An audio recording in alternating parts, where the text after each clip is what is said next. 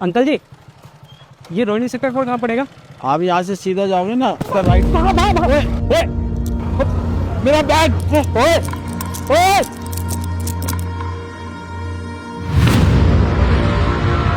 कौन थे अंकल ये लोग?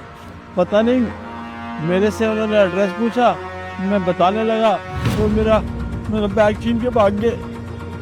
अंकल, ये एरिया थोड़ा सुनसान रहता है ना, इस चीज़ का फ़ायदा उठाते हैं ये जेब कतरे। यहाँ पे काफ़ी केसेस हो चुके हैं, जो औरतें जा रही थी ना बेचारी, उनकी ये चेन छीन के भाग जाते हैं। आप जैसे बुजुर्ग को देखते हैं अकेला तो उसका बैग छीन के भाग जाते हैं। पता नहीं पुलिस एक्शन कब लेगी इनके अगेंस्ट में। आप एक काम कीजिए अंकल, इनकी कंप्लेंट ना ज़रूर करना, पास में यहाँ पुलिस स्टेशन है तो वहाँ जाके कंप्लेंट कर दीजिए इनकी, शायद आपकी कुछ हेल्प हो सके, पुलिस वाले हेल्प कर दे आपकी। बैग में मेरे कुछ डॉक्यूमेंट्स थे और थोड़े पैसे भी थे, मेरे पास तो 1 रुपया भी नहीं बचा। अंकल एक काम कीजिए अंकल, ये अरे नहीं मैं, अरे अंकल ये पैसे रख लीजिए। आपके पैसे क्यों? प्लीज अंकल रख लीजिए, अभी आपको इन पैसों की जरूरत है। आपके पास किराया नहीं होगा तो आप कैसे कंप्लेंट करेंगे, अपने घर कैसे जाएंगे? प्लीज रख लीजिए अंकल प्लीज। बेटा आप तो देवता हो, लेकिन एक काम करो, आप मुझे अपना नंबर दे दो, मैं आपको फ़ोन करूँगा, आप अपने पैसे मेरे से वापस ले लेना। अंकल मुझे पैसे वापस करने की कोई ज़रूरत नहीं है, जैसे मैंने आपकी हेल्प करी है ऐसे आप इन पैसों से किसी गरीब की हेल्प कर देना, बस उतना ही काफ़ी है। अच्छा अंकल मैं चलता हूँ, वो ऑफिस के लिए ना वो ये देर हो रही है, वो क्या है ना मेरा बॉस मुझे सुनाएगा अगर ज़्यादा देर से पहुँचूंगा। बाकी आप इन लोगों की कंप्लेंट ज़रूर करना। यार ग्रेट, भगवान ऐसा बेटा सबको दे। अच्छा अंकल मैं चलता हूँ। हे भगवान तेरा लाख लाख शुक्र है, देखो कितना अच्छा बेटा था, मेरे को पैसे देगा, न जान न पहचान। प्रभु तेरी बहुत बहुत शुक्रिया भगवान।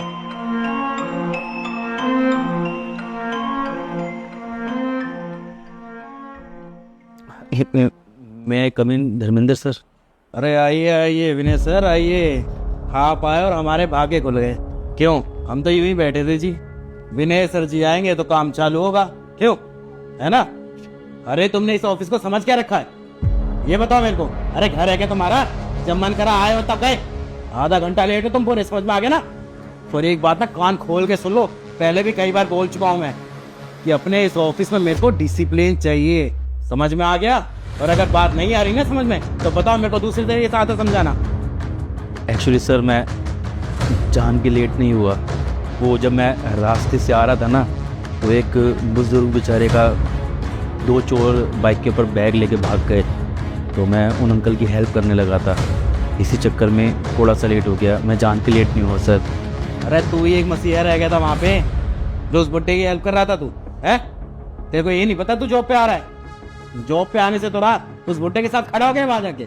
अब ऐसा है, तेरे को जहां घूमना है, जितना घूमना है ना तो घूम ले, क्योंकि आज की तो लगा दी मैंने लीव, ठीक है?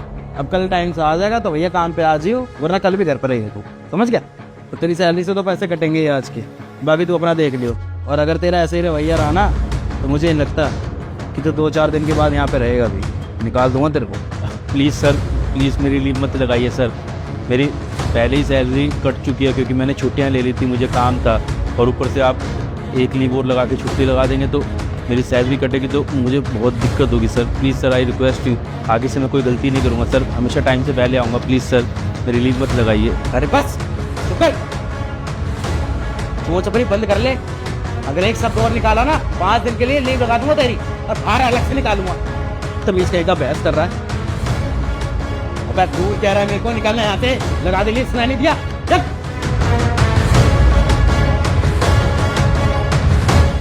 अरे कहाँ से आ जाते सुबह करेंगे।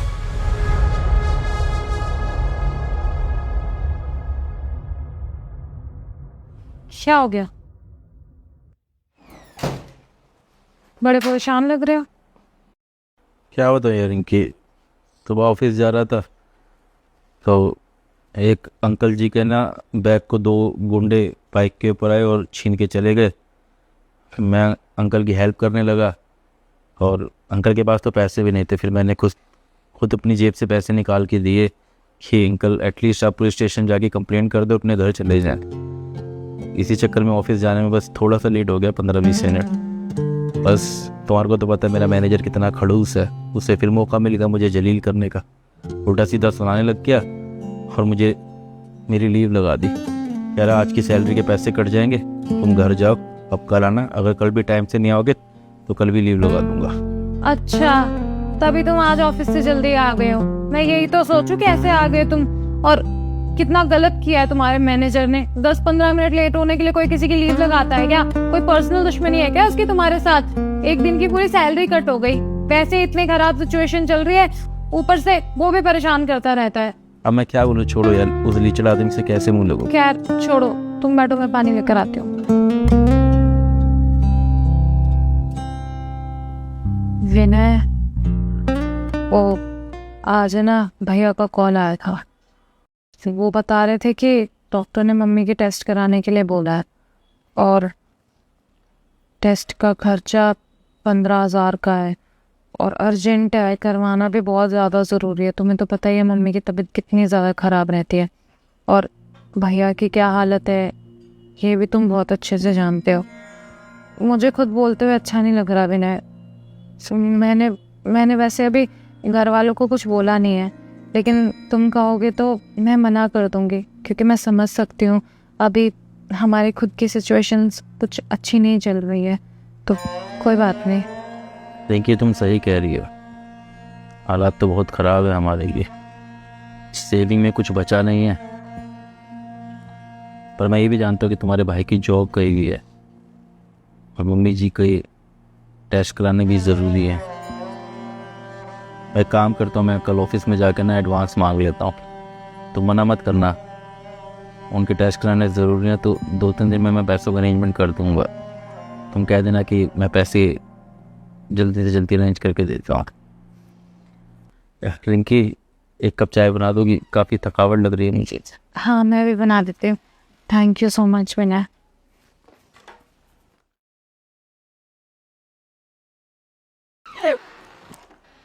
मैं आई कम इन सर? हाँ आ जाए। हाँ सर वो आपसे कुछ बात कर रही थी। बोल बोल। सर एक्चुअली मुझे ना 15,000 रुपये की ज़रूरत है, तो आप मुझे 15,000 रुपये एडवांस दे दीजिए। अच्छा, तो महाराज जी आपको 15,000 रुपये एडवांस चाहिए? जब ही देखो बिल्कुल 9 बजे कैसे आ गया है, जब ही आया ना तो टाइम पे। कान खोल के सुन ले, कोई एडवांस नहीं, समझ में आ गया ना? 1 तारीख को सैलरी दी थी, कहाँ खा गया सारी?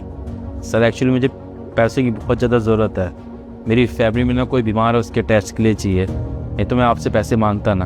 ठेका ले रखा है तेरी फैमिली का है? तेरी बीवी का ले रखा है, तेरी सास का ले रखा है? ट्राई मत कर मेरे सामने, काम करके दे बस मेरे को, और काम के पैसे भी लेता है तू। सुना रहा है ऐसे कर रहा है सरकार इन्हीं की हो। सर ऑफिस की किसी फीमेल एम्प्लॉय को पैसों की ज़रूरत होती है तो आप बड़ी जल्दी एडवांस दे देते हैं, और आज मुझे पैसों की ज़रूरत है तो आप दे नहीं रहे हैं। आप भेदभाव कर रहे हैं मेल्स और फीमेल्स एम्प्लॉयज़ के बीच में। अरे वे चुप, मुकात में रह के बात कर अपनी। कैरेक्टरलेस साबित कर रहा है क्या मेरे को? सर मैं आपको कैरेक्टरलेस साबित नहीं करना चाहता, बस मैं आपको सच बता रहा हूँ। जो सच है वो यही है कि आप फीमेल एम्प्लॉयज़ को बड़ी आसानी से पैसे दे देते हैं, एडवांस पूछते ही नहीं कि उनको ज़रूरत किस चीज़ के लिए, और जब कोई मेल्स आता है तो फिर उसके साथ में आप बदतमीज़ी करते हैं। साले औकात में रह ले, समझ में आ गया ना? औकात में, समझ गया? आलू धेड़ दो तेरी।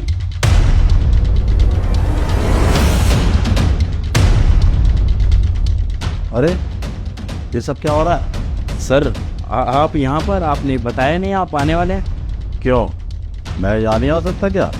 ये मेरा ऑफिस है, मैं जब चाहूँ आ सकता हूँ। नहीं सर, मेरे कहने का वो मतलब नहीं था। मैं यहाँ से गुजर रहा था, मैंने सोचा चलो ब्रांच में चलते हैं, देखें सब ठीक ठाक है। और तू ये सब क्या कर रहा था? ये आता भाई? सर अब क्या बताऊँ इसके बारे में, नहायत ही बदतमीज एम्प्लॉय है यहाँ का, क्लर्क है ये। और सर इतना ही नहीं, मेरे से बदतमीजी करता है ये, और आज तो ये कुछ ज़्यादा ही पर्सनल चला गया, इसलिए इसको इसकी औकात दिखा रहा था मैं। हद हो गई सर। बताइए, एडवांस मांगने आया था और मैंने मना कर दिया कि अभी नहीं है, तो मुझे कैरेक्टरलेस साबित करने लग गया। पता नहीं क्या क्या बोल रहा था सर, मेरे को समझ में नहीं आया, इसलिए सर मैं ऐसे रिएक्ट कर गया। अरे बेटा तू यहाँ पर कैसे? सर मैं यहीं जॉब करता हूँ सर, इसी कंपनी के अंदर। अरे बेटा तो हमारी कंपनी में जॉब करता है, और हमें पता ही नहीं। Very nice. सर आप इसे जानते हैं, लेकिन आप तो इस ब्रांच में आते भी नहीं है इतना, और ये न्यू एम्प्लॉय है। अरे तुझे पता भी है, कल वो 2 चोर मेरा बैग लेके भाग रहे थे ना, इसी लड़के ने मेरी मदद की। अरे मदद ही नहीं, इसने मुझे पैसे भी दिए कि लो अंकल आप इससे अपने ऑटो वाटो करो, घर चले जाओ और पुलिस में कंप्लेंट कर दो। और तू इसके बारे में ऐसे बोल। तू बता बेटा, तू बता सही बात, क्या हो रहा था ये सब, क्यों ऐसे कर रहे थे ये? सर क्या बताऊँ मैं, मुझे 15,000 रुपये की ज़रूरत थी, वही एडवांस मांगने के लिए आया था। एक्चुअली क्या है ना, मेरी जो वाइफ है ना, उनकी मदर की ना तबीयत ख़राब है और उनके टेस्ट करने कुछ ज़रूरी है, उसके लिए 15,000 रुपये की ज़रूरत है। बस इसीलिए मैं इनके पास में आया था। पैसे देने की जगह मेरे से बदतमीज़ी करने लगे और हाथापाई करने पर उतर आए। यहाँ तक कि सर कल जब मैं ऑफिस लेट आया था ना, आपकी मैंने हेल्प की थी, तो ऑफिस आने में 15 से 20 मिनट लेट हो गया था। उस बात के लिए इन्होंने मुझे लीव लगा के घर भेज दिया वापस, और मेरी सैलरी भी काट ली 1 दिन की, और मुझे धमकी दी कि अगर 1 मिनट भी लेट आऊँगा ना, चाहे कुछ भी हो जाए, तो फिर मेरे पूरे दिन की सैलरी काटेंगे। सर सच बात तो ये है कि ये मैनेजर बहुत बदतमीज़ है। अगर इंसान की मजबूरी ना हो ना, तो वो कभी इनके अंडर में काम ना करे।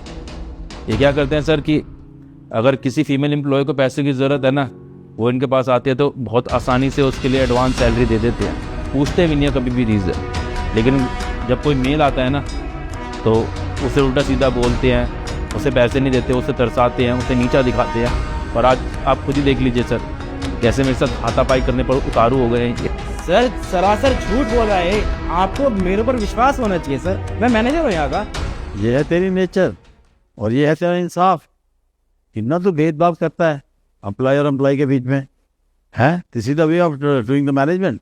ये तरीका है तेरा, ये समझ नहीं आता तेरे बारे में। तेरे को शर्म आनी चाहिए। तेरे चिल्लाने की आवाज़ मुझे बात तक आ रही थी, इसलिए तो मैं अंदर आया। We don't want people like you, you are fired, you can go. Sir आपको पता भी आप क्या बोल रहे हैं, मैनेजर हूँ मैं इस कंपनी का, और अगर मैंने यहाँ की मैनेजमेंट छोड़ दी तो क्या होगा इस कंपनी का मेरे बगैर। सर आप एक बार फिर से सोच लीजिए, आप इसके चक्कर में मुझे निकाल रहे हैं यहाँ से। अच्छा, तेरे बगैर हमारा ऑफिस नहीं चलेगा, इतना घमंड, इतना मान तेरे को। I tell you, you are no longer required and you can go right now, you are fired. और ये जहाँ तक मैनेजमेंट की बात है ना, तुझे मैनेजर हमने बनाया, सारे तरीके समझाए, सारे रूल्स रेगुलेशन समझाए, जिसकी वजह से तू मैनेजर रहा। अगर हम तुझे बना सकते हैं, किसी दूसरे को नहीं बना सकते? क्या हम किसी दूसरे आदमी को ट्रेनिंग नहीं दे सकते? तू क्या समझता अपने आप को, है कि तेरे बगैर ऑफिस नहीं चलेगा? मेरी बात कान खोल के सुन ले। आज के बाद बेटा, आज के बाद ये काम तू संभालेगा, और तुझे कैसे ट्रेन करना है, क्या क्या समझाना है, ये हमारा काम है। And nobody is indispensable and I tell you, you can go. And बहुत बहुत बधाई Vinay, you are our new manager. कल से क्या, आज से ही और अभी से ही, so take this seat. I will take care how you are trained. Okay? Wish you all the best. Thank you very much sir, thank you sir. आप सच में बहुत अच्छे हैं। जैसा मैंने आपके बारे में सुना था, आप तो वैसे ही हैं। आपका इस एहसान को मैं कभी नहीं भूलूंगा सर, थैंक यू। ले बुढ़िया, पोछा लगा के ये कपड़े धो दिए, ठीक है? बहू, ये कपड़े तूने नीचे क्यों फेंके हैं? क्योंकि ये गंदे हैं और इनको धोना है, इसलिए। बेटा, आज बहुत ज्यादा ठंड है और मैं सुबह से पानी में काम कर रही हूँ। आज मैं ये कपड़े नहीं धो पाऊंगी। आज ही धोने पड़ेंगे, इनफैक्ट अभी धोने पड़ेंगे ये कपड़े। ये ठंड वंड का ड्रामा ना मेरे सामने करने की जरूरत नहीं है। मैं ये कपड़े कल धो दूंगी। बहुत ज्यादा थक चुकी हूँ आज मैं। थोड़ा तो रहम किया कर बेटा मेरे ऊपर। रहम ही कर रही हूँ बुढ़िया मैं तेरे ऊपर। ऐसे मुफ्त में बैठा करके नहीं खिला सकती मैं तुझे। यहाँ पे रहना है तो अपने हाथ पैर चलाने पड़ेंगे, समझ आई? फ्री फंड में बैठ के खाने के लिए नहीं रखूंगी तुझे यहाँ पे मैं। क्या कहा तूने? तू खिलाती है मुझे? मेरा बेटा कमाता है इसीलिए मैं खाती हूँ। मैं चाहती हूँ ना, इसलिए तो यहाँ पे रह रही है। अगर मैं नहीं चाहूंगी ना, तो तुझे 2 मिनट में धक्के मार के इस घर से बाहर भी निकाल दूँ। तो ये सब तू मेरे बेटे के सामने क्यों नहीं कहती? उसके सामने तो तू बहुत अच्छी बनती है और उसकी पीठ पीछे ये बर्ताव करती है तू मेरे साथ। विनय के सामने तो तू ऐसे दिखाती है जैसे तुझसे अच्छी कोई बहू है ही नहीं। विनय के सामने तो करना पड़ेगा ना। और वैसे भी ये कोई वृद्धाश्रम नहीं खोल रखा है मैंने, घर है ये मेरा, जो कोई भी मुंह उठा करके आएगा यहाँ पे मुफ्त की रोटियां तोड़ेगा। मैं कोई नहीं हूँ, मैं विनय की माँ हूँ। जितना हक तेरा इस घर पे है ना, उतना ही हक मेरा भी इस घर पे है। और मैं तेरे से पहले उठती हूँ, बर्तन, सफाई, कपड़े सब मैं करती हूँ। बस बस, ये फालतू का इमोशनल ड्रामा करने की जरूरत नहीं मेरे आगे। मैंने कह दिया ना, कपड़े धुल जाने चाहिए तो धुल जाने चाहिए, और फालतू की बकवास सुनने का शौक नहीं है मुझे। चाह रही हूँ।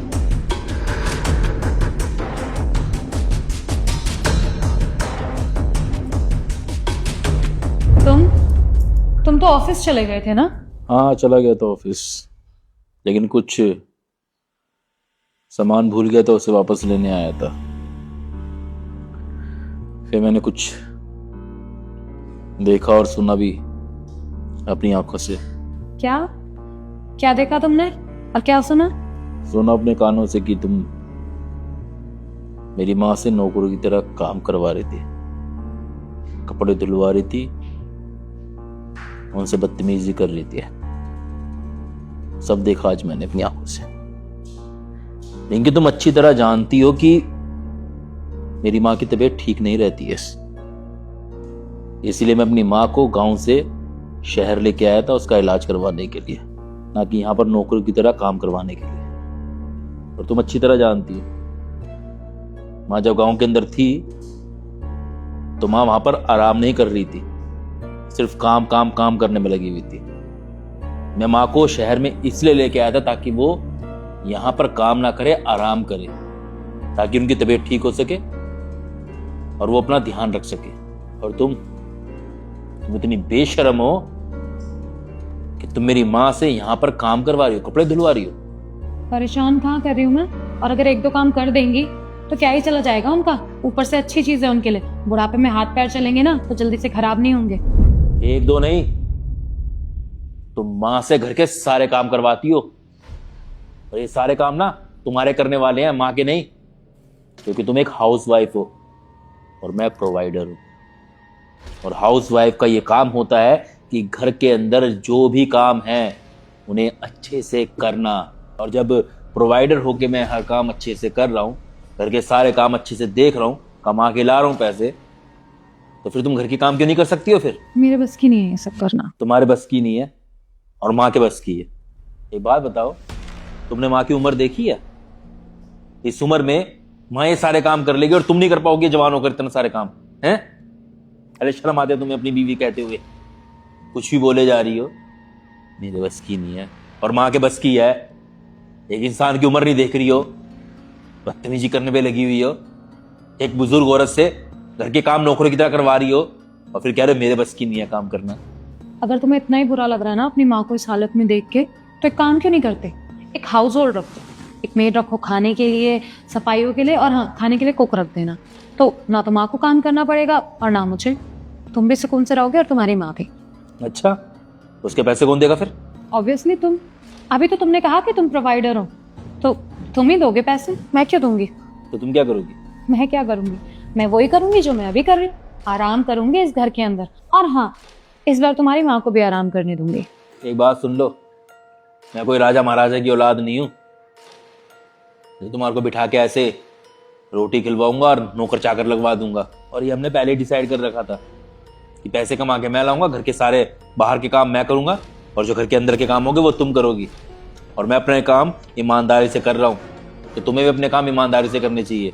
और ये हमारी सोसाइटी का रूल है कि मर्द जो है बाहर से पैसे कमा के लाता है, और जो हाउस वाइफ होती है घर के सारे काम वो करती है। और तुम चाहते हो कि मैं बाहर से पैसे कमा के भी लाऊं और घर के काम करने के लिए मैं नौकर चाकर रख लूं। बहुत बढ़िया तुम्हारा तो यार। यानी मैं अपना काम ईमानदारी से करूं और तुम अपना काम ना करो, तुम्हारे को आराम मिले। मैं ही पागल हूं कि दोनों काम मैं ही संभालूं। फिर नौकर चाकर, ऐसे लग रहा है जैसे नौकर चाकर फ्री में आ जाएगा, उसको सैलरी नहीं देनी पड़ेगी। अरे नौकर चाकर आएगा तो पैसा भी तो लेके जाएगा ना। और वैसे भी अगर सारे काम नौकर चाकर से करवाने होंगे ना, तो तुमसे शादी करके मैं तुम्हारे को घर में क्यों लेके आया? मैंने पहले ही कहा था कि मुझे हाउसवाइफ चाहिए। कैसे मर्द हो तुम? एक सर्वेंट तक रखने की औकात नहीं है तुम्हारी। फिर क्या ही कमाते हो तुम जब अपनी माँ और बीवी को आराम नहीं दे सकते? क्या बकवास कर रहे हो तुम ये? औकात की बात कहां से आ गए? जहां तक बात औकात की है ना, तो सर्वेंट मैं अफोर्ड कर सकता हूं, लेकिन बात ये नहीं है कि मैं अफोर्ड कर सकता हूं या नहीं कर सकता हूं। शादी से पहले मेरी तुम्हारे पापा से बात हुई थी। मैंने कहा था कि मुझे हाउस वाइफ चाहिए जो मेरा घर संभाले। तब तुम्हारे पापा ने ही कहा था कि मेरी बेटी बहुत अच्छी है, घर का सारा काम जानती है और पूरे घर को संभाल लेगी, इसीलिए मैंने तुमसे शादी की थी। और वैसे भी रही बात नौकर चाकर रखने की, तो नौकर मैं रख लेता, लेकिन बात ना अपनी रखने का एक तरीका होता है। तुम ऐसे ब्लैकमेल करके ना, मेरी मां की इंसल्ट करके मुझे नीचा दिखा के सोचोगे कि मैं नौकर रख लूंगा, तो भूल जाओ तुम्हारी ऐसी मैं ख्वाहिशें पूरी करूं। अच्छा, तो तुम चाहते हो कि मैं तुम्हारी माँ के आगे पीछे घूमूं, उसकी सेवा भी करूं और इस घर को भी मेंटेन करके रखूं? अरे मेरे बस की नहीं है इतना काम करना। बीवी बन के आई हूँ, शादी करके आई हूँ, नौकरानी नहीं। अपनी माँ की हालत देखी है तुमने? अरे कौन संभालेगा उनको? मेरी बात ना कान खोल के सुन लो। यहां पर ना मैं कोई नौकर चाकर नहीं रखने वाला। अगर तुम्हें प्रॉब्लम थी ना, तो तुम प्यार से कह सकती थी कि देखो विनय, मम्मी आई है, घर का काम थोड़ा सा बढ़ गया है, तो हाथ बढ़ाने के लिए एक नौकर रख लो, घर में साफ सफाई के लिए, कपड़े धोने के लिए, तो शायद मैं सोच सकता था। लेकिन जो तुमने हरकत करी है ना, कि माँ से नौकर की तरह काम करवाया है और मुझसे छुपाई है ये चीजें, तो अब मैं ये कतई नौकर चाकर नहीं रखने वाला। मैं अपना काम ईमानदारी से कर रहा हूं और मैं बाहर से पैसा कमा के ला रहा हूं। तो तुम्हें अगर इस घर में रहना है तो हाउस वाइफ बन के रहना होगा और घर के सारे काम करने होंगे। नहीं तो सामने बाहर जाने का रास्ता है, तुम अपने घर जा सकती हो। तुम मुझे घर से निकाल रहे हो? हाँ, अपनी माँ के लिए भी और अपने लिए भी। अरे मैं तुम्हारी हर तरह की बदतमीजी को सहन कर सकता हूँ, लेकिन जो तुमने मेरी माँ की डिसरिस्पेक्ट की है ना, उसे मैं कभी बर्दाश्त नहीं करूंगा। और ऐसा नहीं है कि तुमने पहली बार बदतमीजी की है, तुमने पहले भी 50 बार मेरे साथ में बदतमीजी की और हर बार मैंने इग्नोर कर दिया। लेकिन आज मैं इग्नोर नहीं करूंगा, क्योंकि आज तुमने बदतमीजी मेरे साथ नहीं करी है, आज तुमने बदतमीजी मेरी माँ के साथ में करी है। जबकि तुमको पता है कि माँ को सांस लेने में प्रॉब्लम हो रही है, मैं उनकी इलाज के लिए उनको यहां लेके आया था, फिर भी तुमने इस चीज को मौके की तरह भुनाने की कोशिश करी। जैसे तुम्हारे को लगता है ना कि हर बार तुम सिर्फ अपने अपने चलाओगे, तो लेकिन इस बार सिर्फ तुम्हारी नहीं चलेगी, और इस बार मैं तुम्हारी बदतमीजी को सहन नहीं करूंगा। अच्छा होगा कि तुम अपने घर जाओ, डिवोर्स लेते हैं, अलग रहती है, मैं भी शांति से अपनी माँ के साथ में रहूंगा। मेरे को नहीं रहना ऐसी औरत के साथ में जिसके अंदर इतनी गैरत नहीं है कि एक बुजुर्ग औरत की कैसे इज्जत की जाती है। अपनी उस माँ के लिए तुम मुझे डिवोर्स दे रहे हो? ये बात भी सच है कि आज तक मैं इस रिश्ते को बचाने की बहुत कोशिश करता आया, लेकिन आज बात मेरी माँ की है। और अगर मुझे तुम में से और अपनी माँ में से किसी एक को चुनना होगा ना, तो मैं अपनी माँ को चुनूंगा, तुम्हें नहीं, क्योंकि झूठी तुम हो, मेरी माँ नहीं। पछताओगे तुम। तुम्हें मेरे जैसी लड़की ना कभी जिंदगी में नहीं मिलेगी। अरे तुम्हारी जैसी चाहिए भी नहीं मुझे। ठीक है, फिर सीधा कोर्ट में मिलेंगे। बहुत अच्छे से जाओ।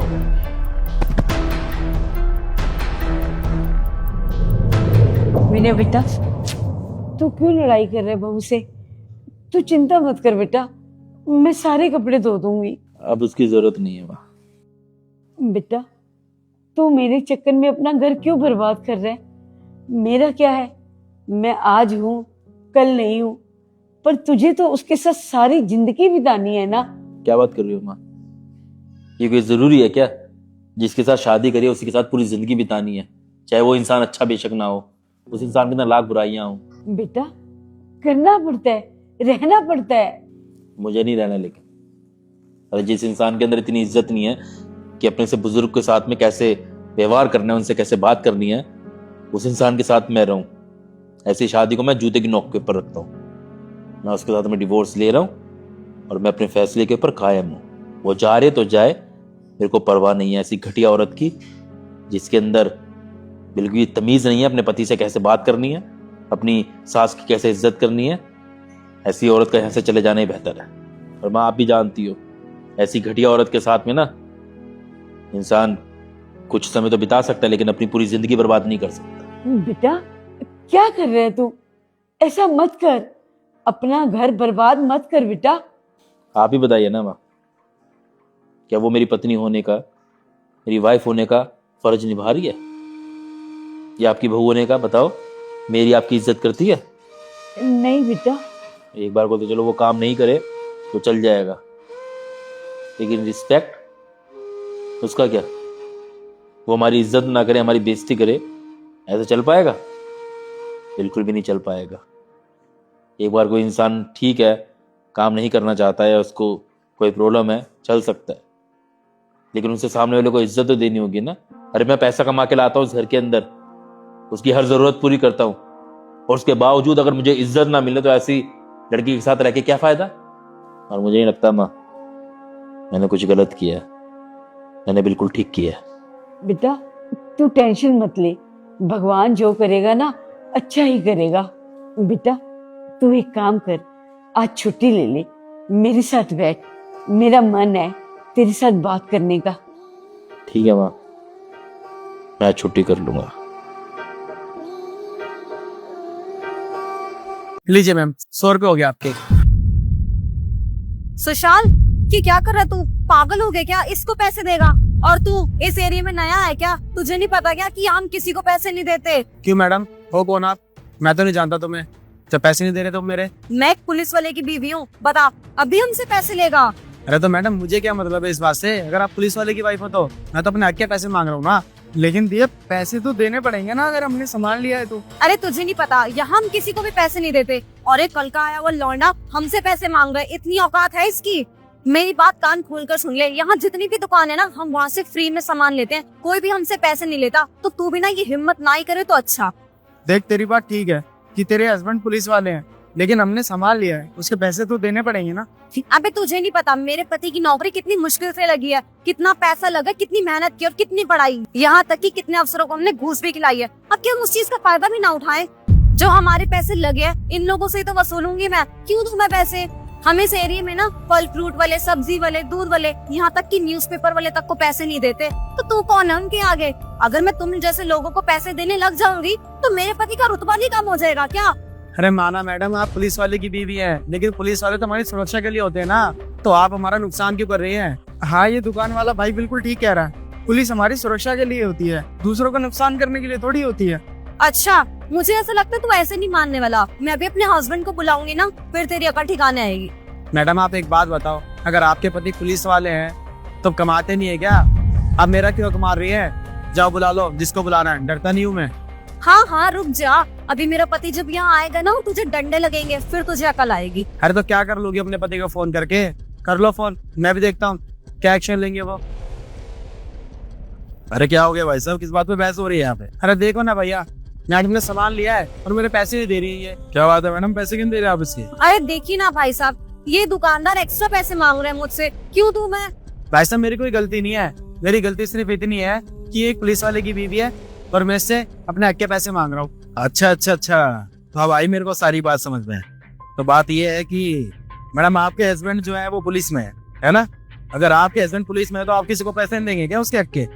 आपको पता है जो आप हरकत कर रही है इसके साथ, इसकी वजह से आप जेल भी जा सकती हैं। क्राइम है एक तरीके का ये। मुझे कोई जेल में क्यों डालेगा? और हो कौन तुम, क्या कर लोगे? एडवोकेट हूँ मैम, एडवोकेट धर्मेंद्र शर्मा। और ये जो आप हरकत कर रही है ना इस दुकान पे, इसकी वजह से आप जेल भी जा सकती हैं, पता है आपको?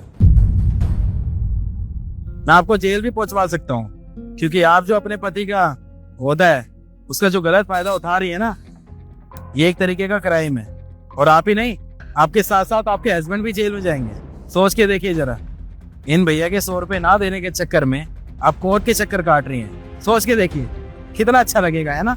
आपको पता है आपके पति इस देश की सेवा के लिए हैं, ना कि इस देश को लूटने के लिए। आप जैसे कुछ भ्रष्ट लोगों की वजह से ना हमारे देश में और जो पुलिस वाले हैं वो भी बेचारे बदनाम हैं। आपको पता है हमारे देश में इतने सारे पुलिस वाले हैं,